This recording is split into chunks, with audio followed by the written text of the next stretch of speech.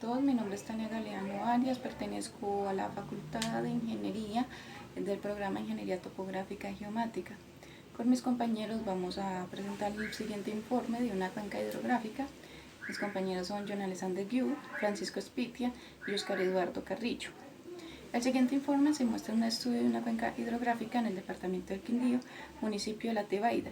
En este estudio, la cuenca hidrográfica permite obtener extensión y área de la cuenca para calcular el caudal y optimizar el cálculo de los recursos hídricos y establecer e identificar áreas vulnerables en la cuenca y determinar las condiciones hidrológicas de drenajes, parámetros geomorfológicos de esta utilizando las herramientas correspondientes de la asignatura de geoestadística, como es el ARGIS y la aplicación de todos sus métodos. Pretendemos aplicar de manera lógica y analítica y graficar el tratamiento de los datos del estudio para una cuenca hidrográfica, implementando métodos y herramientas las cuales estamos desarrollando en la asignatura de geoestadística y poder aplicarlas en un ejercicio o escenario real en el departamento del Quindío, para al final poder evidenciar los conocimientos aprendidos en el transcurso del semestre.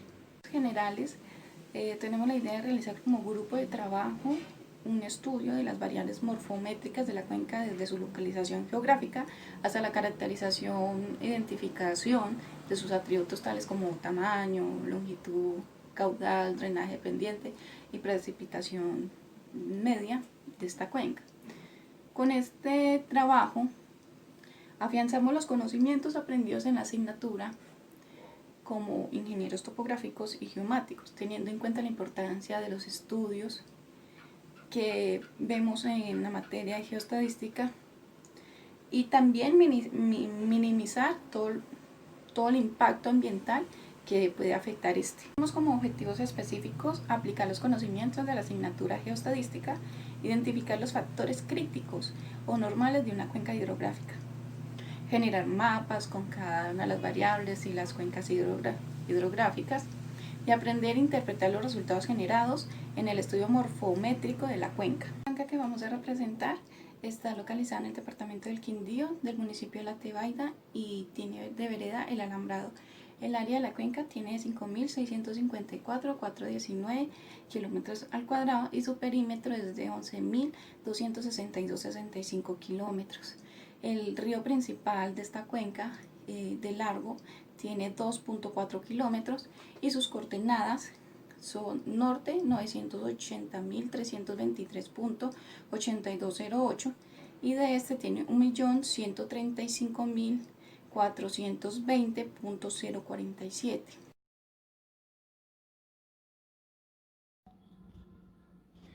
Compañeros, muy buenas noches. Mi nombre es Francisco Javier Espitia, estudiante de Ingeniería Topográfica y Geomática. A mí me tocó hablar sobre el perfil longitudinal del cauce principal de nuestra microcuenca, la cual desemboca en la Quebrada de las Minas, según información catastral. Entonces, para ello, yo me traje el shape del cauce, de todos los cauces de la microcuenca, como podemos ver acá. Después de eso lo exporté para no trabajar sobre el mismo y generé un nuevo shape que se llama río principal.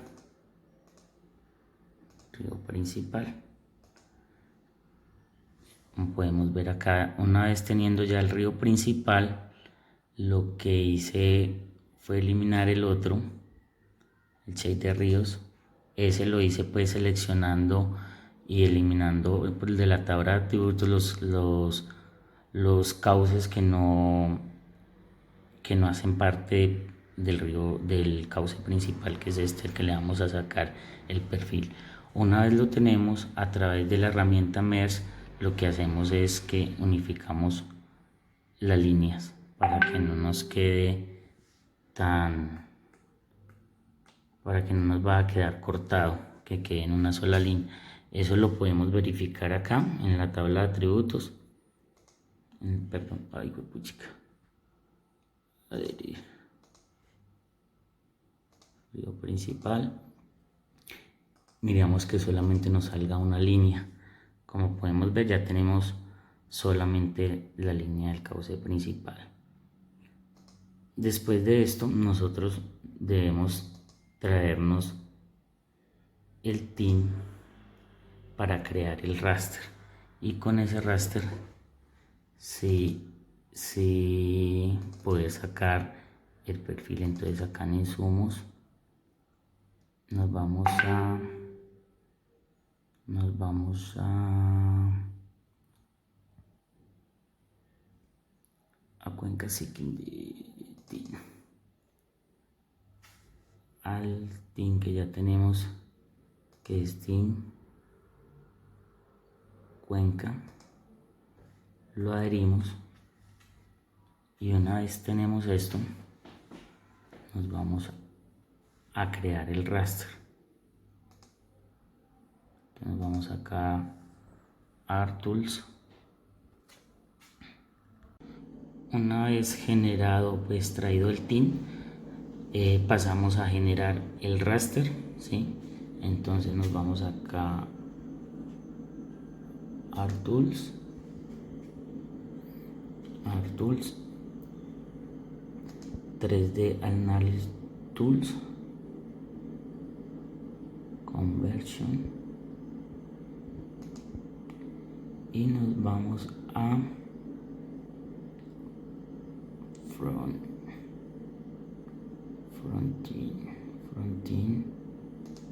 y Tint to Raster, ¿sí? Entonces ahí le damos doble clic,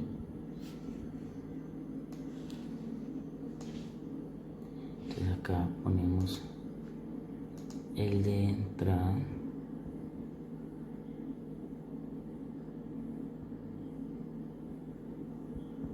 lo demás lo hacemos por defecto y le damos OK, y esperamos un momentico a que nos cree el TIN.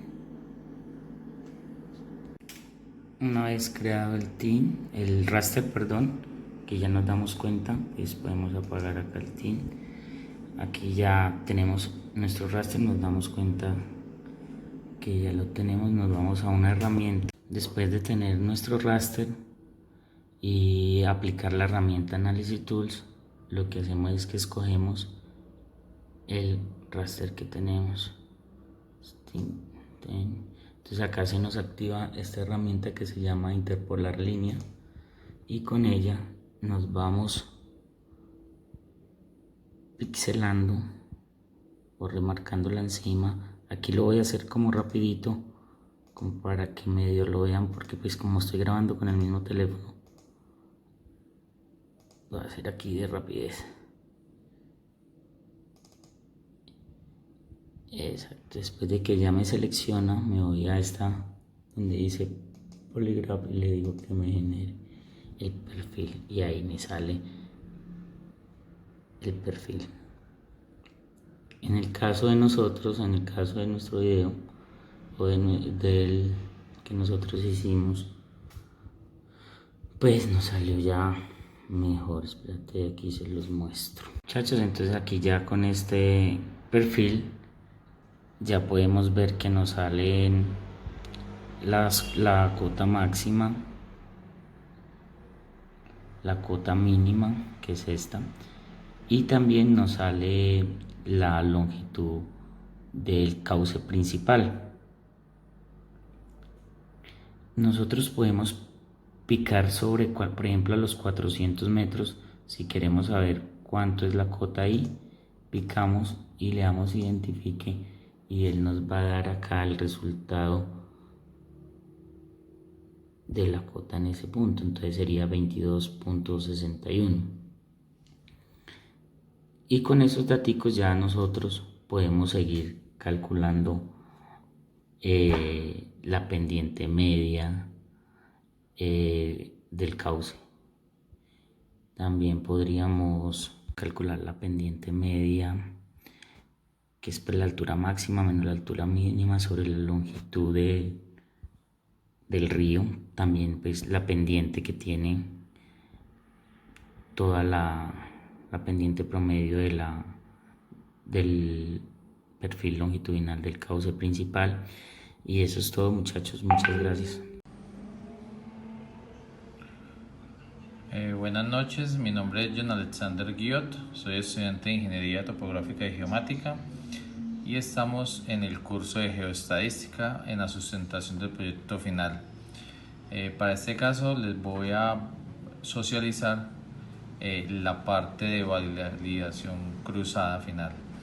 Estamos acá en la validación cruzada final. Utilizamos un Excel para hacer cada uno de los cálculos correspondientes. Como se puede observar, para el tema de la temperatura se sacaron una muestra de 50 puntos, como se puede observar acá, que corresponde al 5% del total de los puntos que se encontraban en el shade de temperatura, ¿sí? Y se procedió a obtener acá en esta columna que resalto las temperaturas reales, y se procedió también en la columna E al tema de la temperatura interpolada. ¿Con qué fin? Con el fin de utilizar la fórmula que vemos acá para el tema de la validación cruzada, que corresponde a esta fórmula que vemos acá. Esta es nuestra fórmula. El cuadrático, donde vemos acá que es la raíz, en el numerador iría la sumatoria de la z del modelo o cualquier variable menos la variable real elevado al cuadrado sobre el número de las observaciones. Para nuestro caso sería temperatura del modelo menos la temperatura de campo elevado al cuadrado sobre el número de la muestra, que en este caso serían 50 datos. Para este ejercicio tenemos el error medio cuadrático por medio de TIN, ¿sí? Nuestro primer interpolador analizado fue TIN. Aplicando esta fórmula vemos acá que el error medio cuadrático es de 0.01484 grados centígrados, siendo un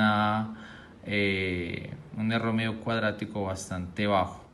Procedemos a hacer el mismo procedimiento para los polígonos de Thyssen con un error medio cuadrático de 0.088 grados centígrados, y procedemos para el tema del error medio cuadrático de IW con el tema de la temperatura, ¿sí? Con un error de 0.058710. Al validar los tres datos de la temperatura vemos que el mejor interpolador en este caso es el TIN, siendo el de menor error medio cuadrático. Y hacemos este mismo procedimiento para el tema de la precipitación. El tema de la precipitación, obtenemos un error medio cuadrático de 0.323 milímetros, y procedemos a hacerlo con el IW, que corresponde a 1 milímetro, y con polígonos de Thyssen a 2 milímetros, pero realmente son errores medios cuadráticos muy bajos, pero nuevamente, como en la temperatura, el mejor interpolador nuevamente es el TIN. Una vez obtenido estos datos, procedemos a utilizar todos los datos obtenidos o los que están en el shade para realizar inmediatamente nuestro modelo y proceder al cálculo de las isotermas y las isoyetas. Como vemos acá en nuestra carpeta de proyecto final, vemos el tema de las isoyetas. En este momento aquí vemos nuestra cuenca, vemos de intervalo, ¿sí? aquí como se puede observar. Y algo para resaltar es que acá al momento de realizar las isotermas, aquí vemos que la isoterma presenta una sola temperatura, en este caso la temperatura de 22 grados centígrados, 22,7, 22,6. Entonces toda la cuenca estaba en una sola isoterma. Al interior de la cuenca habían 6 estaciones y las diferencias eran un poco pequeñas. Lo mismo que el modelo TIN, también quedó la misma isoterma, el cambio fue mínimo. Entonces, ¿qué se procedió? Se procedió a realizar un promedio de la temperatura con las 6 estaciones, pues ya que al interpolar las isotermas no arrojaban su forma ni con el IW ni con el TIN.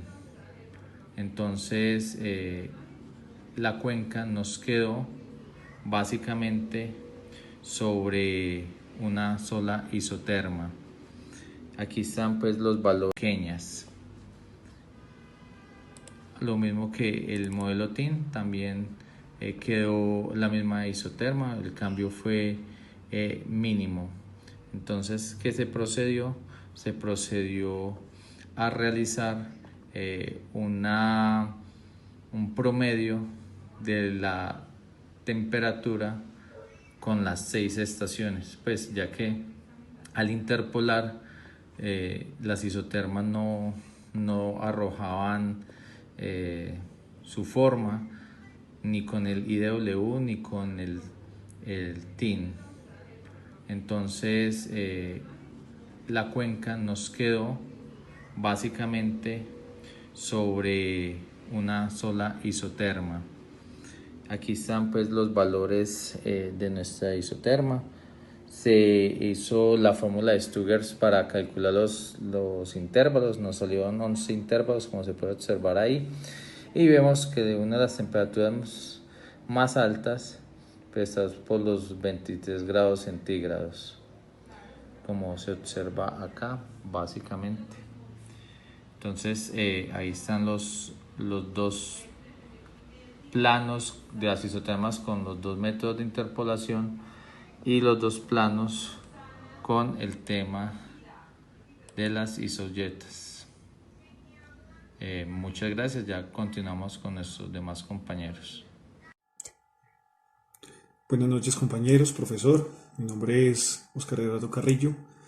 Soy estudiante de Ingeniería Topográfica y Geomática y en el proyecto de la cuenca hidrográfica voy a hacerles la explicación de la curva ipsométrica. En este caso, la curva ipsométrica es la representación gráfica de la variación de la elevación de una cuenca hidrográfica, en la cual se puede observar la distribución de las zonas altas, medias y bajas. Con este proceso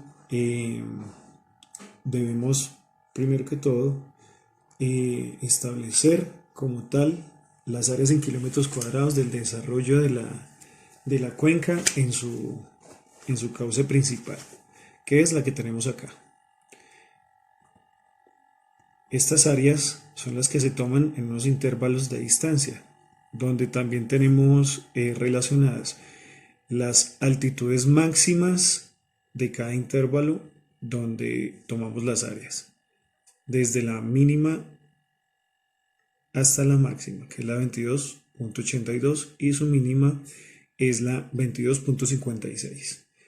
Hacemos el tratamiento de los datos con un promedio de las alturas más los acumulados de las áreas, donde totalizamos las áreas en un 100% y haciendo el cálculo total para la curva ipsométrica tenemos el resultado de las áreas totales. Con estas áreas vamos a hacer la gráfica como tal de la curva ipsométrica, donde tenemos relacionados la altitud, las áreas con las distancias y el porcentaje acumulado de las áreas sumadas. Nos remitimos como tal a la gráfica que nos representa los parámetros para caracterizar la curva ipsométrica, donde tenemos una curva tipo A, curva tipo B y curva tipo C. Nuestra curva ipsométrica en este momento se asemeja más a la curva tipo B, donde nos permite expresar en este momento con nuestra curva ipsométrica, que es una curva ipsométrica tipo B, revela que es una cuenca equilibrada, ni muy plana ni muy escarpada, ya que es una cuenca equilibrada en fase de madurez. Ahora, como siguiente, vamos a expresar la pendiente promedio de la microcuenca.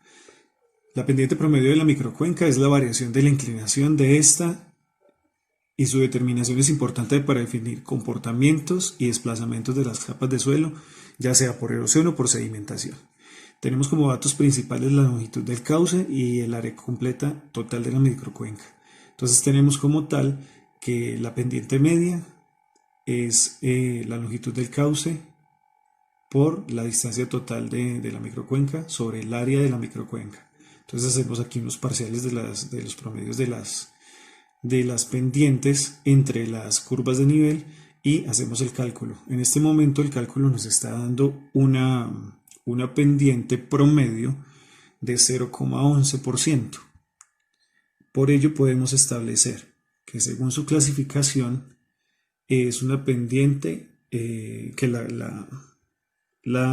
el cauce de la microcuenca se puede clasificar como pendiente plana. A continuación vamos a relacionar el cálculo de la elevación media de la microcuenca. La elevación media es la variación en la altitud de la microcuenca e incide directamente sobre el clima. Además brinda una base para la caracterización de zonas climatológicas y ecológicas dentro de la misma microcuenca. Esta se establece bajo esta ecuación que tenemos acá. La sumatoria de las áreas por la sumatoria de las áreas intermedias sobre el área total de una microcuenca. Aquí tenemos las altitudes y las áreas donde se nos relaciona